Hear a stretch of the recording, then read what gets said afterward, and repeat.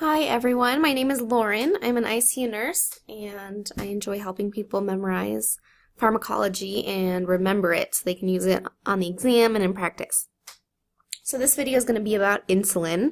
Some of you commented that you wanted tips on how to remember insulin and other anti-hyperglycemic agents. So this video is going to be on insulin. I think I'll do another video on oral antihyperglycemics. So the first tip I'd like to give you when memorizing things having to do with insulin is signs and symptoms of hyperglycemia and hypoglycemia. And so how I remember that is hot and dry, your sugar's high. Cold and clammy, need some candy.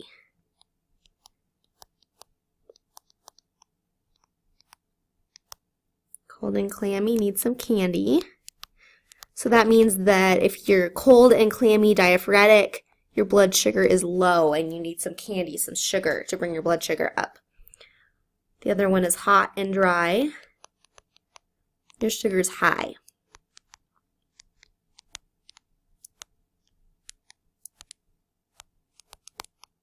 I had a preceptor tell this to me in nursing school, and it has stuck with me ever since. I use it all the time in practice and on exams.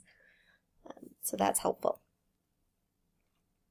So there's several different kinds of insulin. There's fast or rapid-acting insulin, intermediate-acting insulin, and long-acting insulin. So first we'll talk about fast-acting.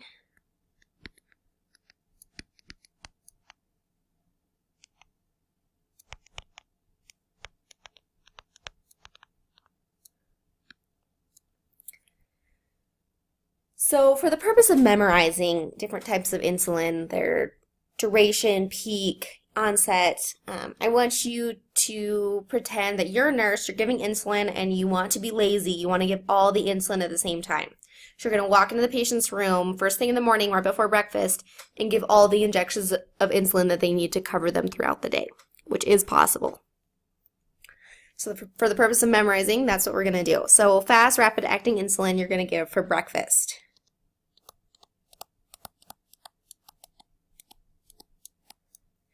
And there's three different names of fast or rapid-acting insulin.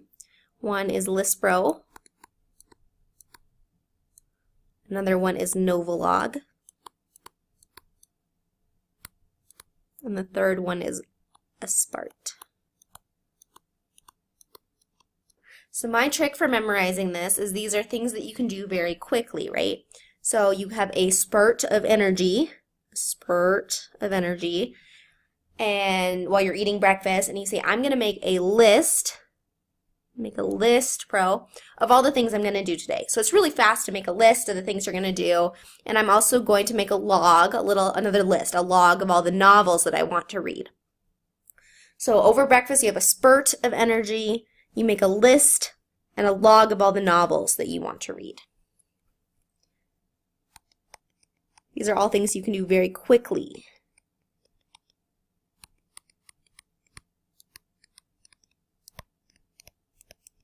Because it's fast or rapid-acting insulin.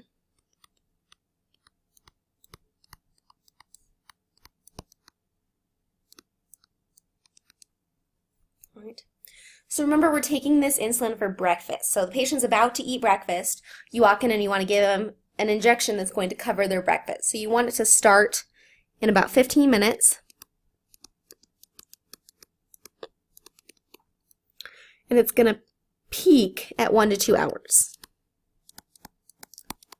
just as their breakfast is starting to hit their bloodstream, right? It's going to take a few minutes for them to eat it, and then it has to move from their stomach to their intestine into their bloodstream, through their liver out to their organs. So 1 to 2 hours is when it peaks. So it's perfect for breakfast. The next type of insulin we're going to talk about is intermediate.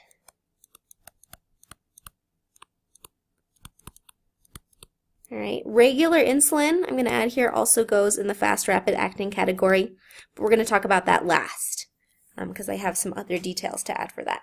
So intermediate insulin, the example of that is NPH insulin. And I remember that because intermediate, N for intermediate insulin. All right, so rather than remembering start and duration, I want you to just think about this is covering lunch and dinner, right? So you give them an injection in the morning and you want it to cover lunch and dinner. So it's going to take a few hours before it kicks in, and it's going to peak at 4 to 6 hours. All right? You don't have to remember the exact hours for onset, duration. If you just remember you're giving them an injection in the morning and you want their intermediate insulin to cover lunch and dinner, you can figure out based on the multiple choice options that it's going to peak at 4 to 6 hours. It's going to cover lunch or dinner.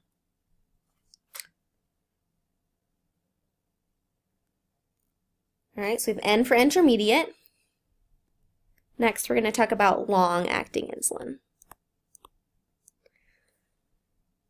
So long-acting insulin is going to include Lantus, which starts with an L, as well as Levemir. Now the other names for these drugs are Detamir and Glargine.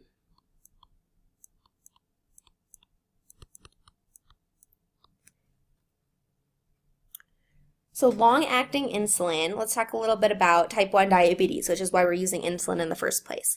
So in a normal healthy individual, your pancreas secretes a little bit of insulin all day, right? You have this small amount of insulin being secreted that gives you this basal level of insulin in your bloodstream.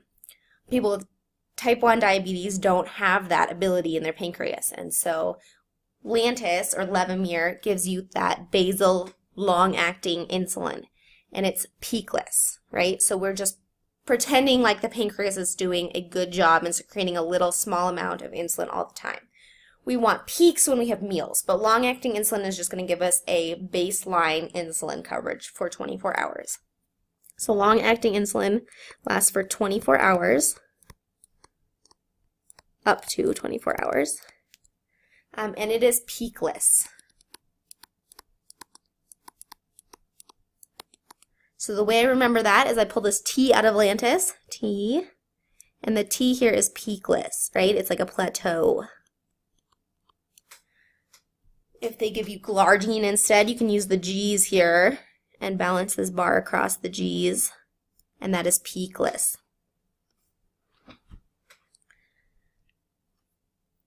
So Lantus, long-acting L, and peakless, because you pull this T out here. It's just your basal level of insulin.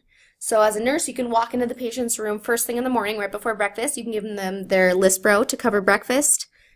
You can give them a dose of NPH, which will cover lunch and dinner. And you can give them their dose of Lantus, which will cover them 24 hours until the next morning when you walk in and give them all 3 injections again. So technically, you can give intermediate and fast-acting insulin in the same syringe. Now, I've never actually done this in real life, but I remember hammering that into my head before the NCLEX. So technically, you can give fast-acting, like Lispro is an example. Lispro, you get a spurt of energy to make a list and a log of your novels, right? Novolog, Lispro, a spart. So fast-acting Lispro is clear when you pull it up. Versus NPH, your intermediate acting insulin, is cloudy when you pull it up, and that is normal.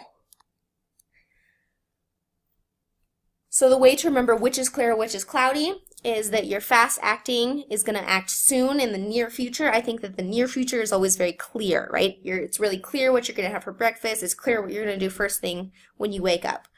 Your intermediate future over here is a little bit more cloudy. What are you going to do in 5 to 10 years from now? That's a little cloudy. I know what I'm going to do today is clear, but intermediate down the road in life is a bit more cloudy. So that's how I remember that. Now, if you want to pull these both up into the same syringe, you pull up clear before cloudy.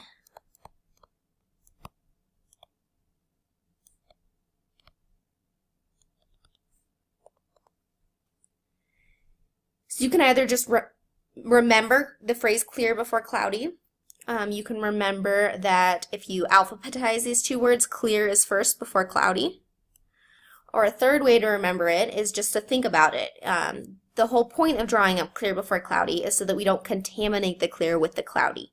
If someone's taking Lispro and they pull, it's normally clear, they pull the vial out of their cabinet and it looks cloudy, they're going to say, this insulin is bad, I'm going to throw it out, right?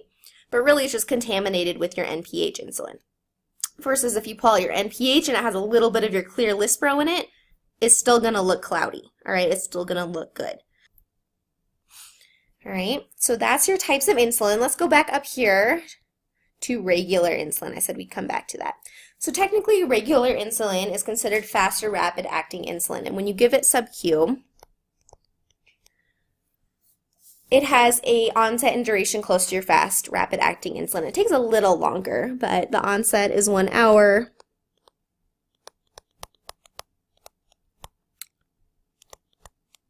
Peak is about 2 hours.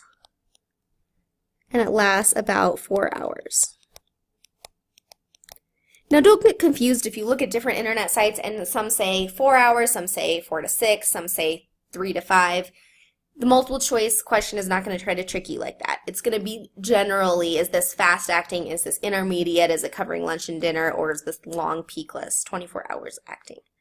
So don't get too caught up in the very specific hours. And every person, depending on the dose, it's going to be a different exact peak and different exact duration.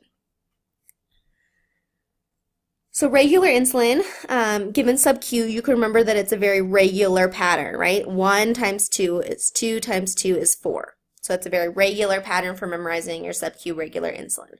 However, in real life, the only way I have given regular insulin is IV. So I want you to remember, if you remember nothing else from this video, that regular insulin is the only insulin that you would give IV. Only insulin. All right, and why is that? Well, it doesn't make sense to give long-acting insulin IV. What's the point of giving anything IV? It's you want it to work fast and you want to have tight control over it. When I give IV insulin, it's in the ICU for DKA. So someone comes into the ICU, they have DKA, their sugar's like 900, and you want to bring it down fast, but you also want to bring it down in a very controlled way. You don't want to give them like 20 units of NPH and then wait for 6 hours and see what their blood sugar is. That's very unsafe. So you want to give them something that's going to work quickly, but that you can also titrate. So my trick for remembering this is that regular IV insulin is for the regulars that you see in the ICU. A lot of times we see the same DKA patients getting admitted over and over again to the ICU for DKA because type 1 diabetes is hard to manage, and either they run out of insulin or they get sick and illness can increase their blood sugar and things get out of hand and they can't stay on top of their sugars. So we see a lot of the same individuals in the ICU with DKA over and over again. So those are your regulars in the ICU for DKA, and they get regular IV insulin. When you give insulin IV, regular insulin IV, it works a little bit faster and has a little bit shorter duration. So it'll start working like in 15 minutes. And it will peak at about 1 hour, 30 minutes to 1 hour. So to remember that, I just think we're giving it IV. That's the point. And so we want it to start working almost instantly in less than 15 minutes because that patient comes up to the ICU, their blood sugar is 900, you hook them up to insulin, and you want it to work almost immediately. All right. We then check their blood sugar every hour when their insulin is peaking to see if we want to decrease their drip rate, increase their drip rate, so we can bring their blood sugar down in a very controlled fashion. So regular insulin is the IV insulin you give to someone who's a regular in the ICU for DKA. So your regular insulins all have an R in them. So Humulin R, Novolin R. So just remember R for regular. So that's insulin. I hope you guys got something out of that. Please comment below. Let me know if you have any questions, if you found this helpful, or if you have any ideas for future videos you want me to do. I'd also like to say thank you to allnurses.com for helping me share my videos.